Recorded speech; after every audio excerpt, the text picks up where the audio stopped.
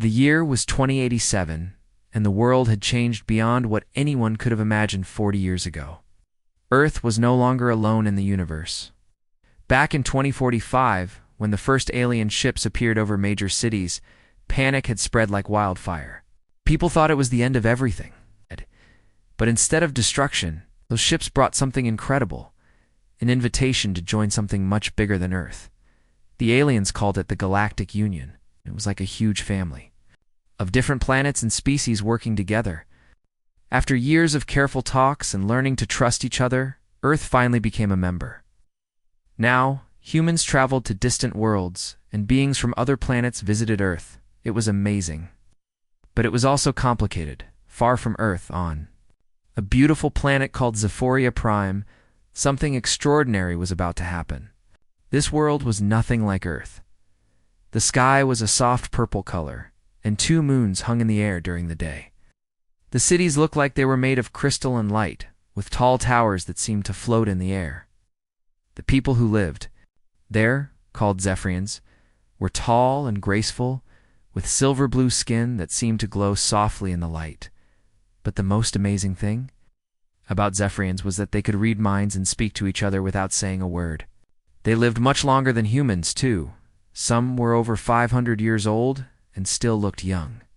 Their king, Valorian, had ruled for over 2 centuries and was known throughout the galaxy as a wise and fair leader. King Valorian had 3 daughters, and each one was special in her own way. The oldest princess, Liara, was serious and thoughtful. She spent her days studying politics and diplomacy, preparing to help rule the kingdom one day. People said she had the sharpest mind in the royal court, and she could solve problems that left others scratching their heads. The middle princess, Sira, was completely different. She was wild and free-spirited, always getting into trouble for speaking her mind. She loved art and music, and her paintings were so beautiful that people from other planets came just to see them. But she hated following rules and often argued with the royal advisors about boring court ceremonies. The youngest princess, Nova, was curious about everything, especially humans. She had read every human book she could find and watched every Earth movie that made it to their planet. She thought human culture was fascinating and often asked her tutors endless questions about why humans did the things they did. On this particular day, something was different in the royal palace.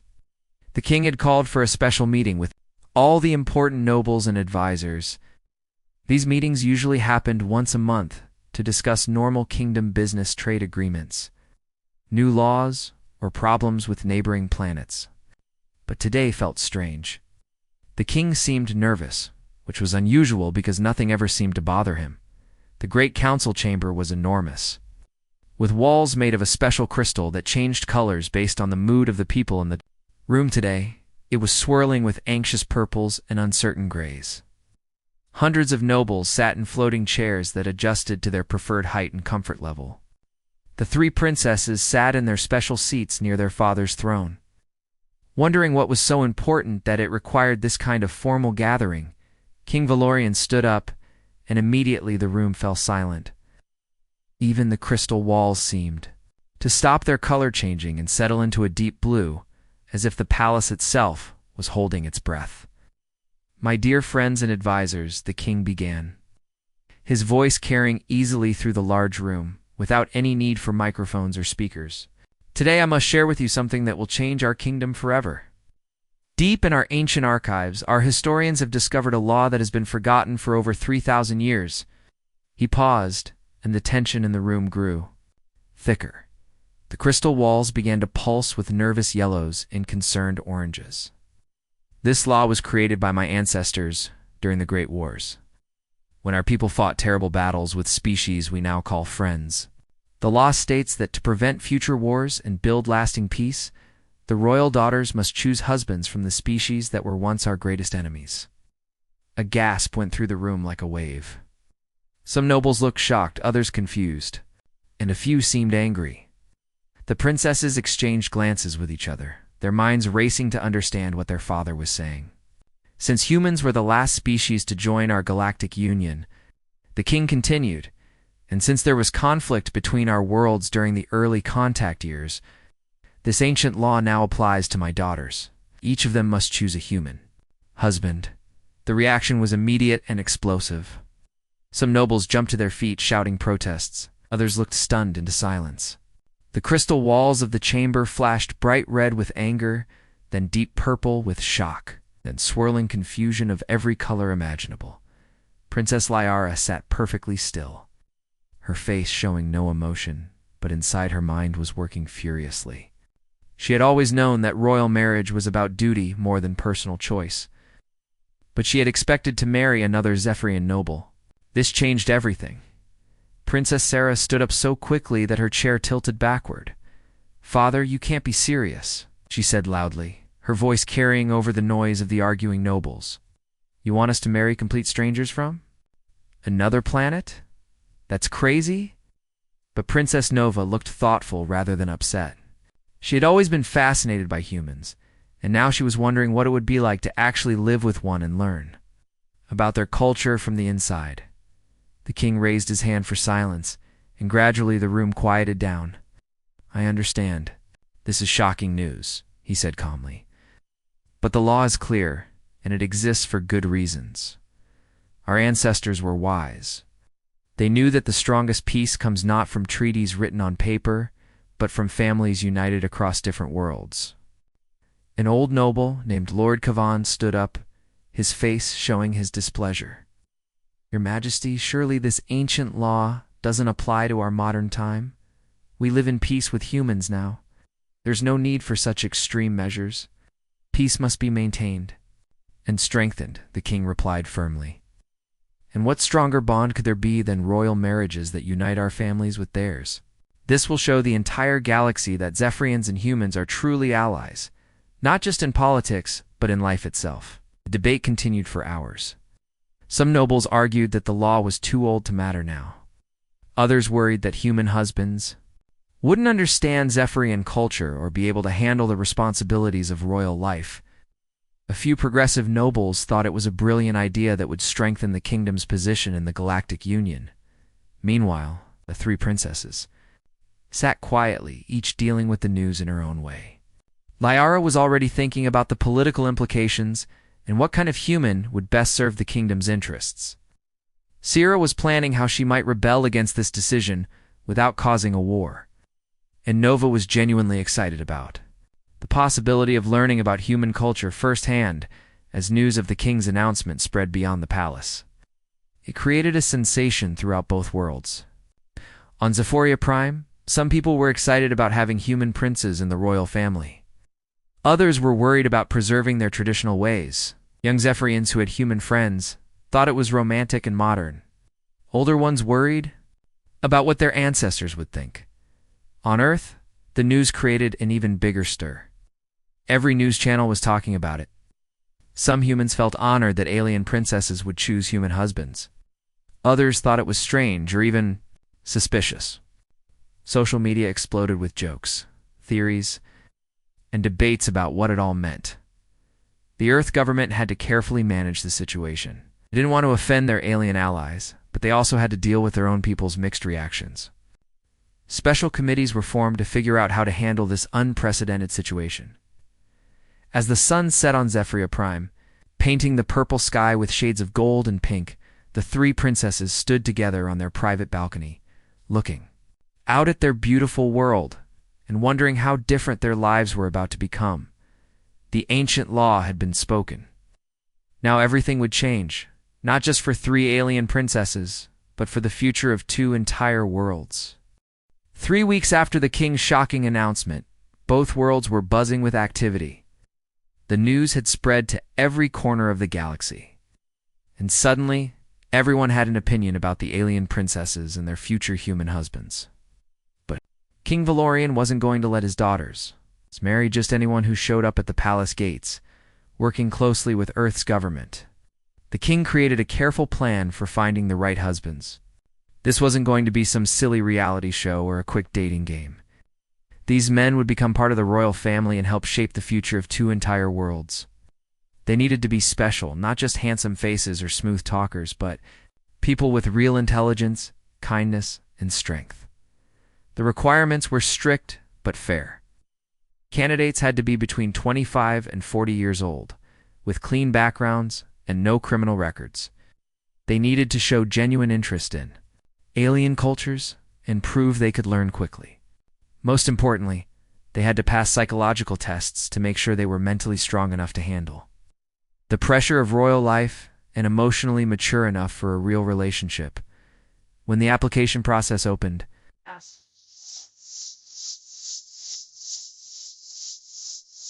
something amazing happened. Over 50,000 men from around the world applied. There were doctors and teachers, artists and engineers, farmers and scientists. Some were motivated by adventure, others by genuine curiosity about alien culture. A few just wanted to be famous, but those types were quickly weeded out by the screening process. The selection committee, made up of both human and Zephyrian experts, worked day and night to narrow down the candidates. They looked for men who showed respect for different cultures, who asked thoughtful questions instead of making jokes, and who seemed genuinely interested in building bridges between worlds rather than just seeking personal glory.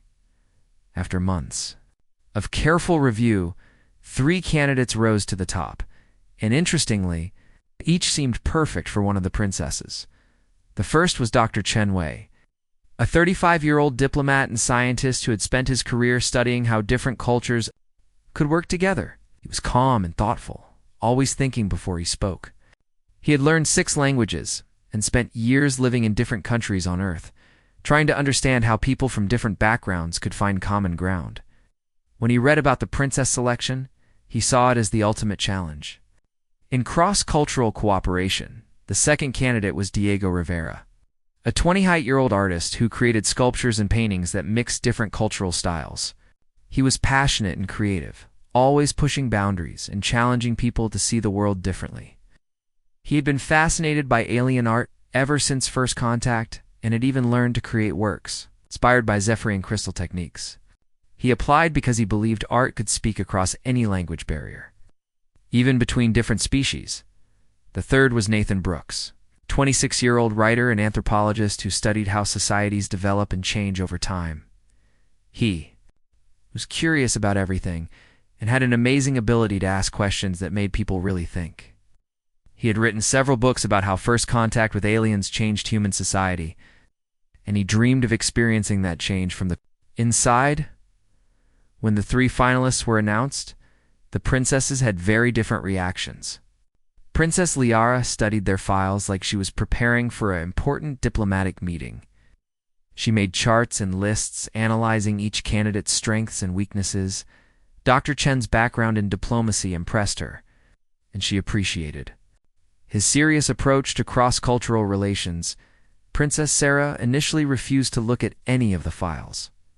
"I'm not going to shop for a husband like I'm buying groceries," she declared angrily. But her curiosity eventually got the better of her. When she saw Diego's artwork, especially pieces that blended human and alien influences, she found herself genuinely intrigued. Here was someone who understood that different cultures could create something beautiful together without losing their individual identities. Princess Nova dove into learning about all 3 candidates with her usual enthusiasm. She read everything they had written, watched videos of their interviews, and even started correspondence with Nathan through the official communication channels. His questions about Zephyrian culture were so thoughtful and interesting that she found herself looking forward to his messages. But King Valorian had one more surprise. The selection process wasn't going to be conducted through files and video calls. The 3 men would come to Zephyria Prime and live there for 6 months, learning the language, customs, and ways of the royal court. At the same time, the 3 princesses would spend time on Earth, experiencing human culture firsthand. The arrival of the 3 humans on Zephyria Prime was like nothing the planet had ever seen. Thousands of curious Zephyrians gathered at the spaceport to catch a glimpse of the potential royal husbands. The men stepped off the transport ship looking nervous but determined, carrying simple bags and wearing their best Earth clothes, which looked quite plain compared to the flowing, light-catching garments of their hosts. Dr. Chen immediately began taking notes on Zephyrian architecture and social customs. Diego pulled out a sketchbook and started drawing everything he saw, his eyes wide with wonder at the crystal buildings and floating vehicles. Nathan started asking questions right away, wanting to understand how Zephyrian society was organized, and what daily life was like for ordinary citizens. They were given rooms in a special wing of the palace, each decorated to make them feel welcome, while gradually introducing them to Zephyrian aesthetics. The beds adjusted to their preferred sleeping positions, the walls could display images from Earth when they felt homesick, and the food systems were programmed to create familiar meals alongside exotic Zephyrian dishes. The learning process was intense, but fascinating.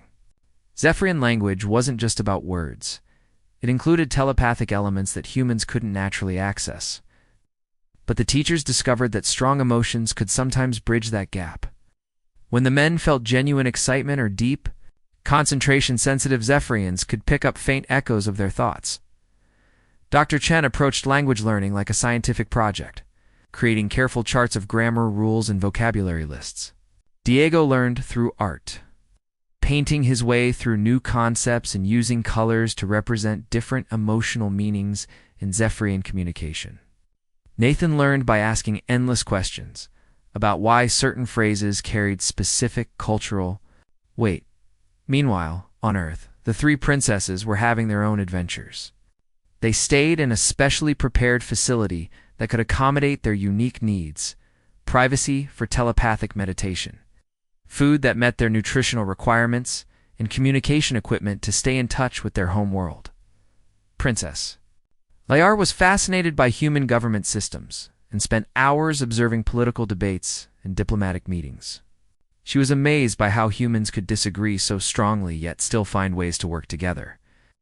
Princess Sira fell in love with human art museums and music concerts, especially jazz and street art that reminded her of her own rebellious creative spirit.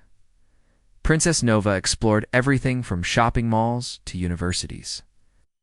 Charmed by the incredible diversity of human interests and lifestyles, but the real magic began to happen during the formal meetings between the candidates and the princesses. These weren't romantic dates, they were careful conversations, designed to test compatibility and mutual respect. Dr. Chen and Princess Liara found themselves discussing complex political theories and finding surprising common ground on issues of justice and leadership. Diego and Princess Sarah discovered they could communicate through art even when words failed, creating collaborative pieces that amazed both their species. Nathan and Princess Nova spent hours sharing stories about their respective cultures, each fascinated by the other's perspective on life, death, family, and dreams. As the months passed, something unexpected began to happen. What had started as a political arrangement was slowly becoming something deeper. The careful walls built around duty and responsibility began to crack, letting in the possibility of genuine connection and maybe even love. But not everyone was happy about these developing relationships. Some Zephyrians worried their princesses were losing touch with their own culture. Some humans thought the men were selling out their entire species. And in the shadows, more dangerous opponents were beginning to make their own plans to stop these marriages from ever taking place. Selection process was working better than anyone had dared to hope, but the real challenges were just beginning. After 4 months of living on different worlds, something beautiful was starting to happen. The careful, formal meetings between the princesses and their potential husbands had grown into something much deeper. What began as polite conversations about politics and culture had transformed into late-night discussions about dreams, fears, and the things that really mattered in life. Dr. Chen and Princess Liara had developed an unusual but powerful connection. Every evening they would walk through the palace gardens, discussing everything from interstellar trade agreements to their childhood memories. Chen was amazed by how Liara could see solutions to complex problems that left experienced diplomats scratching their heads. Meanwhile, Liara found herself fascinated by Chen's stories about Earth's diverse cultures and his patient way of bringing different groups together. But Liara was struggling with something she had never faced before: the fear of letting someone truly know her. As a princess, She had always kept her emotions carefully controlled, never letting anyone see her doubts or worries. Now, with Chen's gentle questions and genuine interest in her thoughts, she felt those walls beginning to crack. It was terrifying and wonderful at the same time. On Earth we have a saying, Chen told her one evening, as they sat by a fountain that sang in different musical tones. The heart that loves is always young. I think your heart is learning to be young again. Liara looked at him with surprise. No one had ever described her as young. She had been serious and responsible for so long that she had forgotten what it felt like to simply enjoy someone's company without thinking about duty and politics. Meanwhile, Diego and Princess Sarah were creating something extraordinary together. Their relationship had started with arguments, Sarah testing whether Diego would try to change her rebellious nature, and Diego challenging her to see art as a bridge between worlds rather than just personal expression. But those arguments had turned into passionate discussions about creativity and freedom. They had begun working on art pieces together, and the results were stunning. Diego would start a painting with bold human-style strokes, and Sarah would add Zephyrian crystal techniques that made the colors seem to dance and shift in the light. Their sculptures combined earth materials with Zephyrian energy stones that responded to emotions, creating works that literally changed based on the viewer's feelings. You know what's funny? Sarah said one day as they worked on a massive sculpture. In the Palace Art Studio, I spent years fighting against being told what to do, and now I'm choosing to collaborate. But it doesn't feel like giving up my freedom. It feels like finding a bigger canvas to paint on. Diego smiled, his hands covered in clay mixed with glowing Zephyrian minerals. Maybe freedom isn't about being alone. Maybe it's about choosing who you want to create beautiful things with. The youngest princess, Nova, and Nathan had developed the deepest friendship of all three pairs. Nathan's endless curiosity perfectly matched Nova's eagerness to share her culture and learn about they spent hours in the palace library reading human books together and comparing them to Zephyrian literature.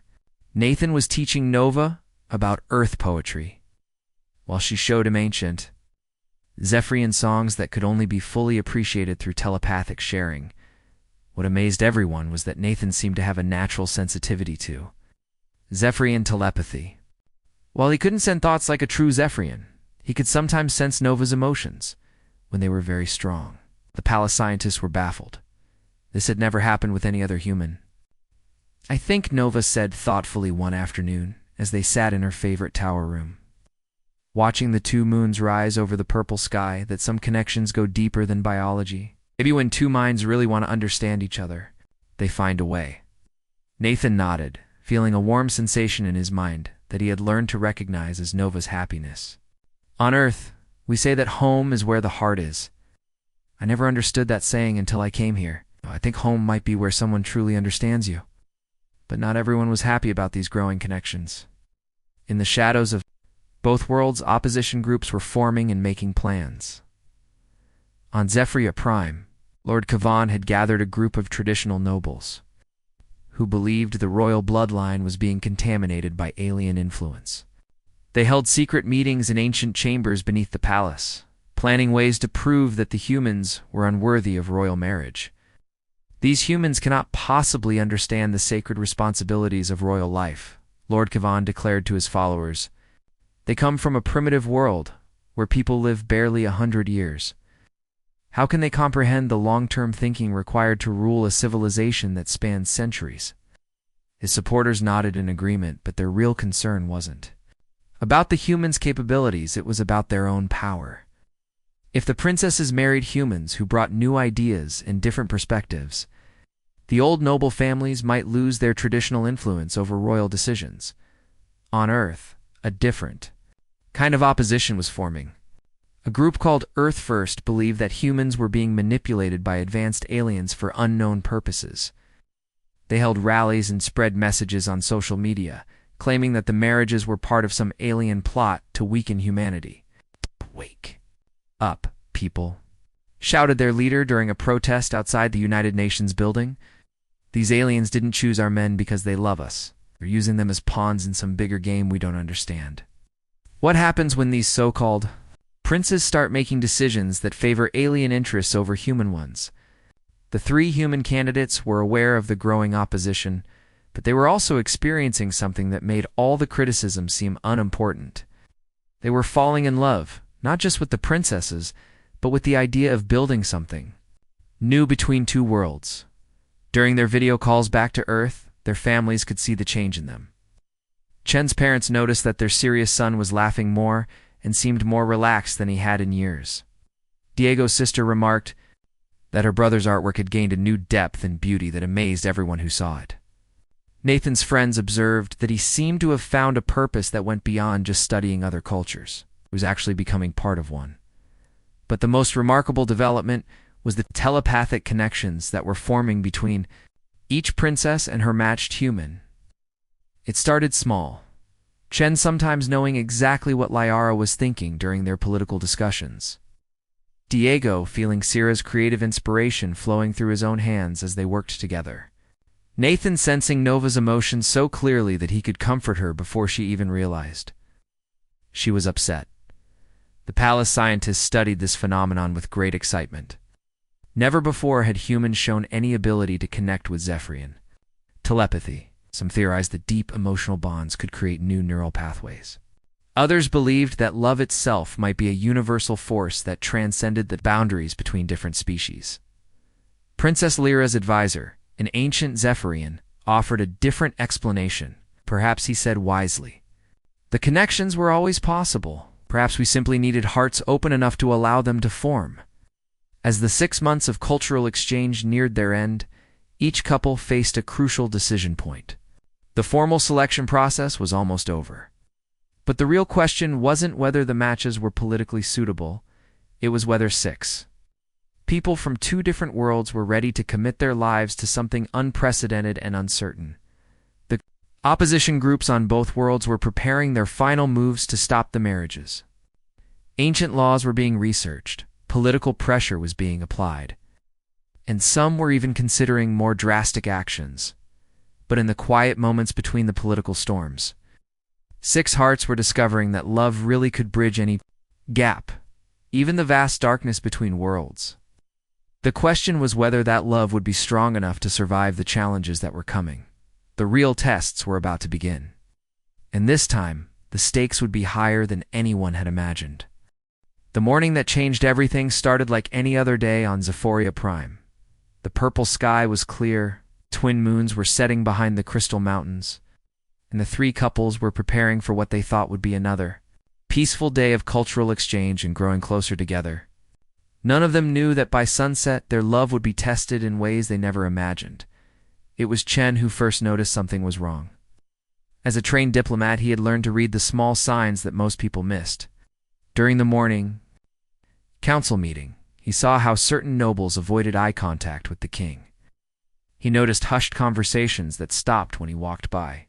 Most importantly, he observed that the palace guards had quietly increased their numbers without any official announcement.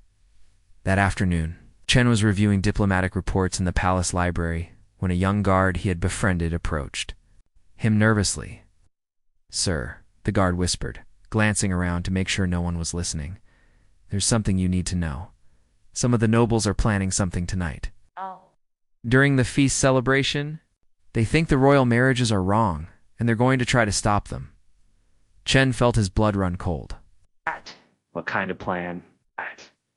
I don't know all the details, the guard said quietly, but I heard Lord Kavan talking about proving that humans Can't protect the royal family? He mentioned something about Prince Drakian, the king's brother. Prince Drakian, Chen had heard that name whispered in worried tones. The king's younger brother had disappeared from court years ago after disagreeing with Valorian's policies about joining the Galactic Union. Some said he had gone into exile.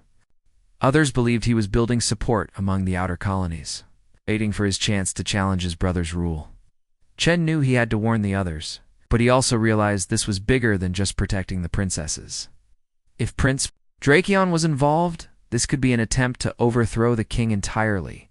Everything they had worked for, the growing peace between their worlds, the beautiful relationships that were forming, could be destroyed in a single night. He found Diego first, in the art studio where he and Sierra were working on their latest creation. The sculpture was nearly finished, a magnificent piece that seemed to capture the moment. When two different worlds touched and created something entirely new, Diego was carefully adjusting the energy stones while Sira added final touches with her crystal techniques. "We have a problem," Chen said quietly, and quickly explained what he had learned. Sira's face went pale, her silver-blue skin losing its usual glow. "Drakion," she whispered. "I remember him from when I was little. He always said that father was too soft, too willing to trust outsiders." Diego put down his tools and took Sira's hand. "What do we do?" "We protect our families," Chen said firmly. "But we're going to need Nathan and Nova, too." They found the youngest couple in Nova's favorite tower room, sharing human poetry and Zephyrian songs as they often did. When Chen explained the situation, Nathan's face grew serious. "So this is it," Nathan said. "The real test. Not whether we can learn each other's languages or understand each other's cultures, but whether we're willing to fight for this when it really matters." Nova stood up, her young face showing a determination that made her look suddenly older. "My uncle has always believed that strength comes from keeping others out. But father taught me that real strength comes from bringing the right people in. You three are the right people." As evening approached, the palace prepared for what was supposed to be a celebration feast. The great dining hall was decorated with flowers from both Earth and Zephyria Prime, and the menu featured dishes that blended flavors from both worlds. Musicians had prepared a special concert mixing human and Zephyrian styles. It should have been a beautiful symbol of unity, but now the three couples knew they were walking into danger. The feast began normally enough. King Valorian gave a speech about the importance of building bridges between worlds. The princesses looked beautiful in gowns that combined traditional Zephyrian designs with elements inspired by Earth fashion. The three human men wore formal clothes that had been specially made to show respect for Zephyrian customs while maintaining their own cultural identity. But as the evening progressed, tension filled the air like an approaching storm. Lord Kavan and his supporters sat at their table, watching everything with cold, calculating eyes. The crystal walls of the dining hall began to pulse with uneasy colors, nervous yellows, and worried oranges that reflected the mood of those who sensed something was wrong. Then it happened. The lights suddenly went out, plunging the hall into darkness. In the confusion that followed, shouts erupted from different parts of the room. Emergency lighting flickered on, casting eerie shadows that made everything look strange and threatening. "Seize them." Lord Kavan's voice boomed across the hall. "Protect the princesses from these alien manipulators." But the three human men were ready. Chen had spent years in crisis situations and knew how to stay calm under pressure. He immediately moved to shield Princess Lyara, while scanning the room for threats and escape routes. Diego grabbed Sira's hand and positioned himself between her and the approaching guards. His artist's eyes, trained to notice details, spotted something others missed. Some of the guards wore different insignia than usual.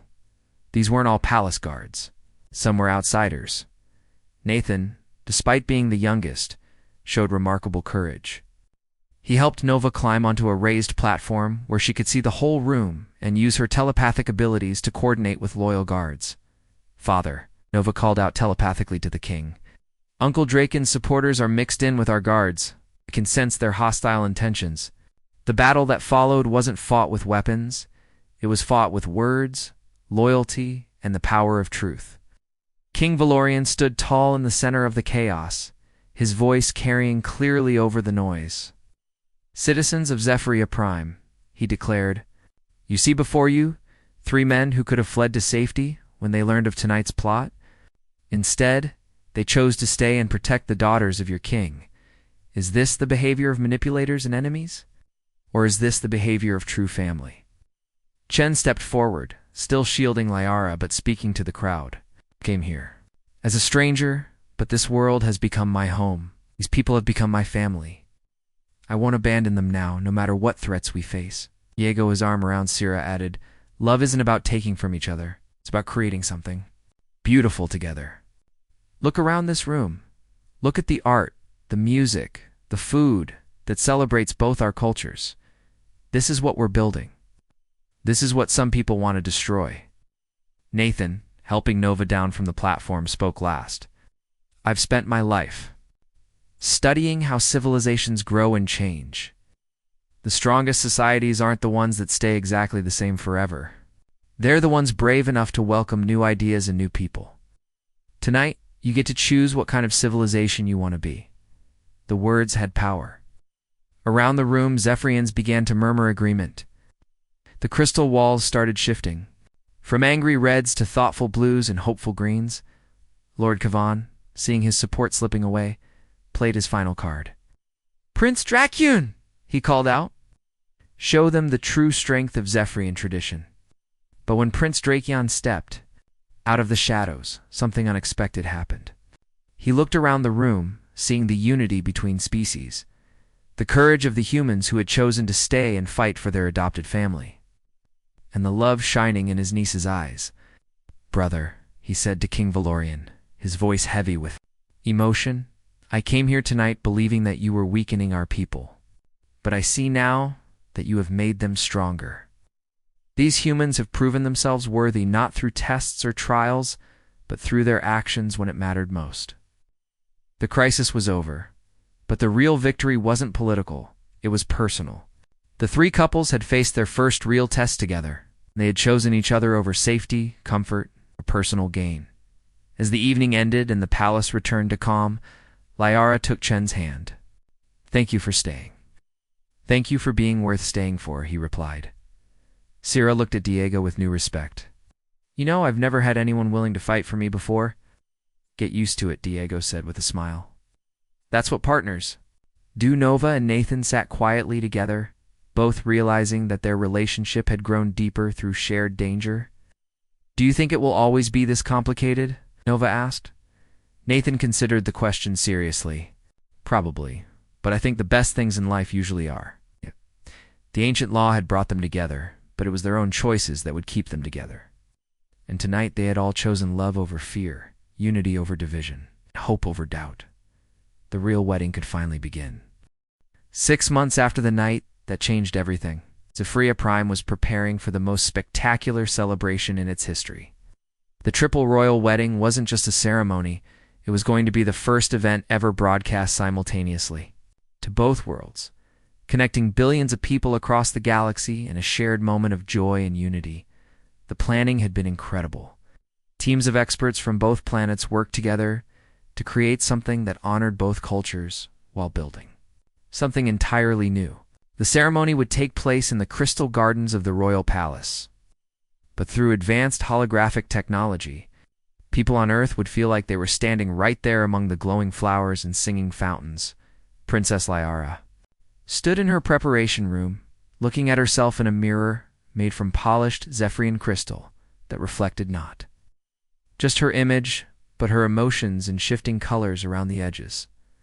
Her wedding dress was a masterpiece that told a story, traditional Zephyrian flowing fabric that changed color with her mood, decorated with delicate embroidery inspired by Earth's many cultures. Chen had insisted that the design include symbols representing every continent on his home planet. "Nervous?" asked her sister Sira, who was getting ready in the adjoining room. Sira's dress was completely different, bold and artistic, with flowing sections that seemed to dance in the light. She and Diego had designed it together, and it looked like a piece of living art. "Not nervous," Liara replied thoughtfully. "For the first time in my life, I feel like I'm exactly where I'm supposed to be." In the youngest princess's room, Nova was practically glowing with happiness. Her dress was the most traditional of the three, but she had added small touches that represented her love of human culture, tiny beads that spelled out a line from her favorite Earth poem, and a necklace made from stones found on both worlds.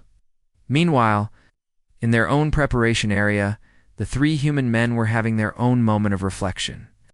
Chen adjusted his formal robes, which blended diplomatic dress from Earth with Zephyrian royal colors.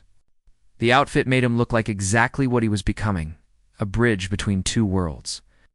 "You know," Diego said as he put on his artistic interpretation of royal wedding attire, "a year ago, if someone had told me I'd be marrying an alien princess on another planet, I would have thought they were crazy." Nathan laughed, smoothing down his own unique outfit that somehow managed to look both scholarly and royal. "A year ago, I was just a guy who wrote books about other cultures." Now I'm about to become part of one of the most important families in the galaxy. Any regrets? Chen asked seriously. Both younger men shook their heads immediately. Only one, Diego said with a grin. That it took an ancient alien law to help me find the love of my life. The ceremony began as the twin sons of Zephyria Prime reached their highest point in the purple sky. The crystal gardens had been transformed into something magical. Flowers from both worlds created a riot of colors and scents. Musicians from Earth and Zephyria Prime played together, their different instruments creating harmonies that no one had ever heard before. But the most amazing part was seeing the guests. In person, thousands of Zephyrians filled the crystal terraces there. Formal clothes shimmering in the light. Through holographic projection, millions of humans appeared to be standing among them, creating the illusion that both species were truly sharing the same space. King Valorian stood at the center of it all, wearing robes that seemed to be made of starlight itself. His voice carried easily to every corner of the gathering and to every viewer on Earth. Citizens of two worlds, he began, today we witness something that our ancestors could never have imagined. Not just the marriage of three couples, but the birth of a new kind of family, one that spans the stars and connects hearts across the vastness of space. The ceremony itself was beautiful beyond words. Traditional Zephyrian vows were spoken, alongside promises adapted from Earth's many marriage traditions. Each couple exchanged rings made from metals found on both worlds, symbolizing how their love had created something that belonged to both places and neither. When Chen and Liara spoke their vows, their words were translated instantly into dozens of Earth's languages and telepathically shared with every Zephyrian present. Chen promised to help build bridges not just between their peoples, but between all the different groups that made up both their worlds. Liara vowed to use her position to ensure that their union would strengthen both planets. Diego and Sierra's vows were like a poem spoken in two voices. They promised to create art together that would help people from both worlds see beauty in their differences.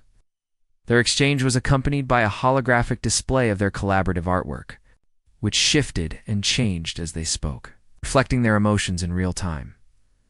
Nova and Nathan's vows were the most emotional of all. The youngest couple had developed the strongest telepathic connection, and as they spoke, many of the Zephyrian guests could actually feel echoes of their love and commitment. Nathan promised to spend his life learning not just about Zephyrian culture, but helping to write the story of how two species became one family. Nova vowed to use her curiosity and joy to help both worlds continue discovering wonderful new things about each other. But the most magical moment came when all three couples joined hands for the final blessing. As King Valorian spoke the ancient words that made them family, something incredible happened. The holographic technology that was connecting the two worlds seemed to strengthen, and for just a moment, it felt like the distance between the planets had disappeared entirely. On Earth, people watching the ceremony reported feeling a warm sensation in their hearts. On Zephyria Prime, even non-telepathic guests sensed waves of joy and hope flowing through the crowd. Scientists on both worlds struggled to explain it, but those who were there knew they had witnessed something truly magical, the moment when two species stopped being strangers and became one extended family. The celebration that followed lasted for 3 days. There were festivals on both worlds, with food, music, and art that celebrated the best of both cultures. Children on Earth learned Zephyrian songs, while young Zephyrians tried their hand at human sports and games. But perhaps the most meaningful part came 5 years later, when the first children were born to the royal couples. These little ones were something entirely new, not quite human, not quite Zephyrian, but carrying the best qualities of both species. They could think and feel like humans while also sharing the telepathic gifts of their mother's people.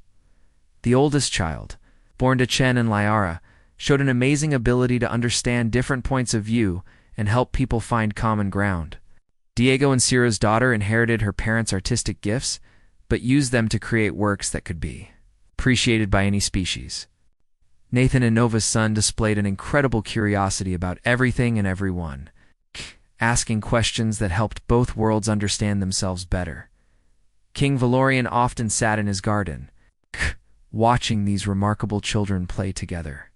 and marveled at how an ancient law designed to prevent war had instead created the foundation for lasting peace. The marriages had done more than unite three couples. They had shown the entire galaxy that love really could conquer any barrier. The human men had found not just wives, but a purpose that was bigger than themselves. They had become living symbols of how people from different backgrounds could come together and create something beautiful. Their children would grow up in a galaxy where the idea of us versus them seemed as outdated as the ancient wars that had once divided their peoples. As Chen often said during his speeches at diplomatic gatherings, love didn't just bring our families together. It taught to entire civilizations that our differences aren't obstacles to overcome, their gifts to share.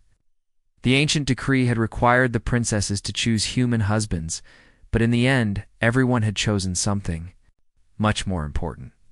They had chosen to believe that building bridges was better than building walls, that understanding was stronger than fear, and that love really could light up the darkness between worlds.